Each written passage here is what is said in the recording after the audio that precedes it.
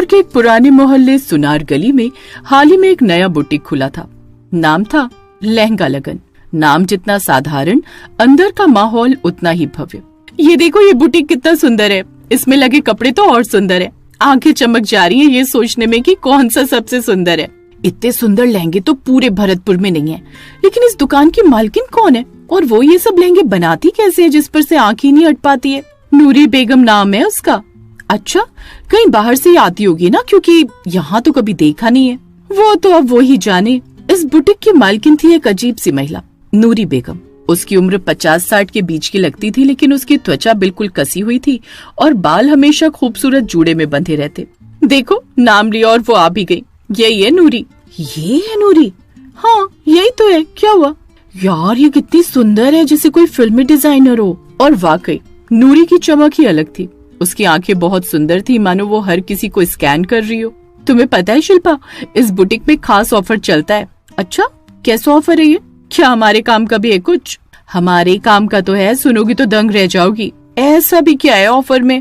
पहला लहंगा फ्री। अगर आप उसे पहनकर बुटीक में तस्वीर खिंचवाएं तो पहला लहंगा मुफ्त और अगले पर 50% ऑफ रहता है। बहुत अच्छी दुकान है यार। फिर तो ये लहंगा पहनने को भी मिलेगा और साथ ही साथ फोटो भी खिंच जाएगी। ये तो बहुत अच्छा ऑफर है। तुमने मुझे पहले क्यों नहीं बताया? हाँ, लेकिन हम यहाँ कल आएंगे, आज वैसे भी बहुत देर हो चुकी है, मम्मी डांटेगी। रूपा और शिल्पा इस बात से अनजान वहाँ से निकल जाती हैं कि अक्सर जो लड़कियाँ दौड़ी चली आती वो अगले कुछ दिनों में अचानक गायब हो जाती। पुलिस को बुलाते तो पुलिस को भी कभी कोई सबूत नहीं मिलते और केस धीरे धीरे ठंडे बस्ते में चले जाते। आज तो 2 लड़कियां आते आते रह गईं। नुकसान हो गया। कितना मजा आता अगर वो दोनों आज ही मेरी दुकान में आ जाती। अफसोस, ये दुकान उनको यहाँ तक नहीं ला पाई।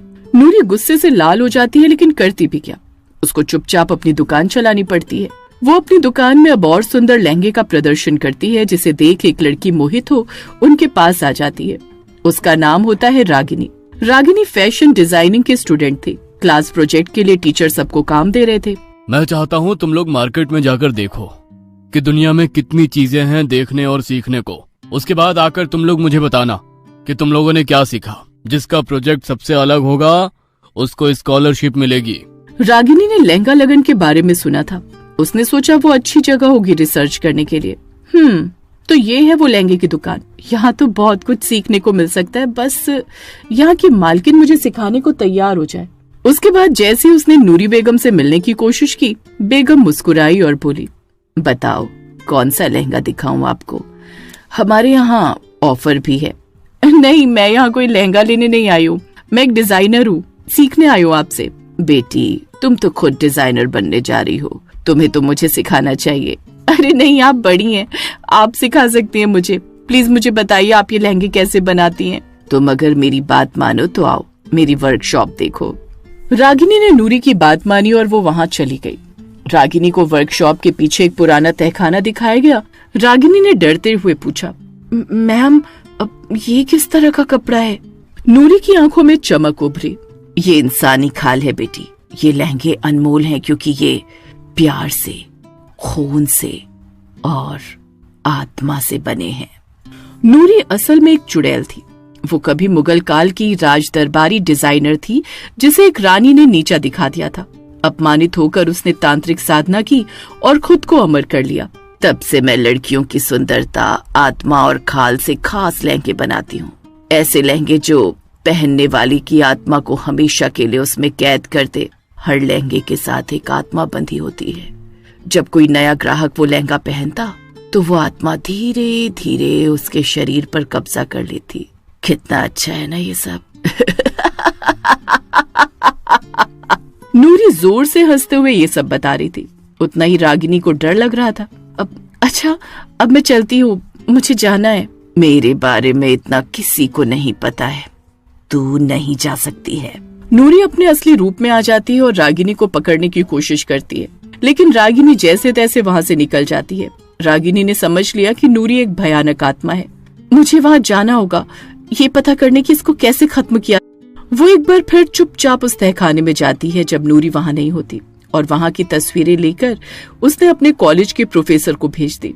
प्रोफेसर ने समझाया कि अगर लहंगों में कैद आत्माओं को मुक्त करना है तो उन्हें आग में जलाना पड़ेगा, लेकिन बस लाल चंद्रग्रहण के दिन ही।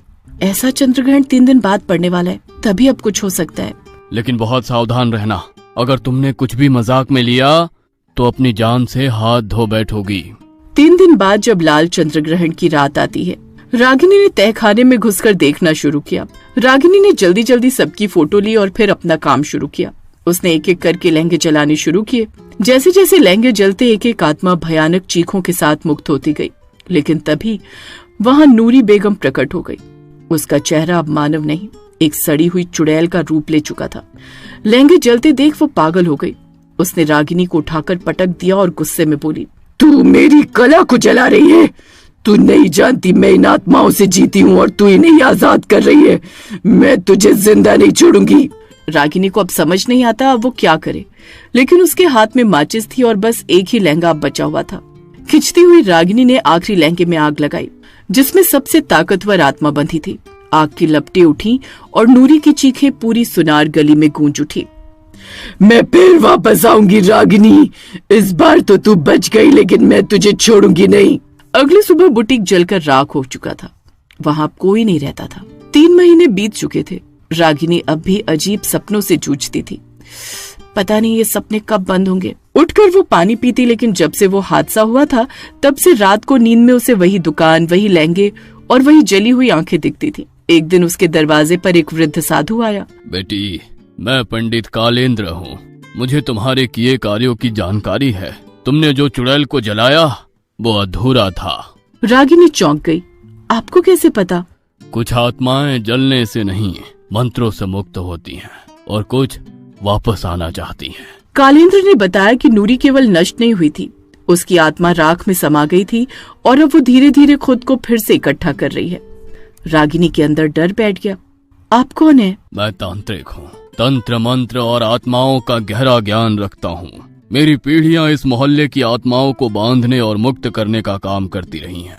नूरी हमारे हाथ से हमेशा बच जाती थी।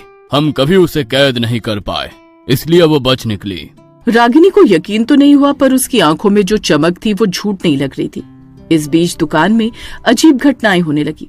चलिए आपको वो दुकान दिखाती हूँ मैं। रागिनी कालेंद्र को लेकर उस दुकान में गई। वहाँ एक लहंगा फिर से बन रहा था। ये नूरी की आत्मा है। तुम्हारे जलाने से उसकी पीड़ा और बढ़ी है।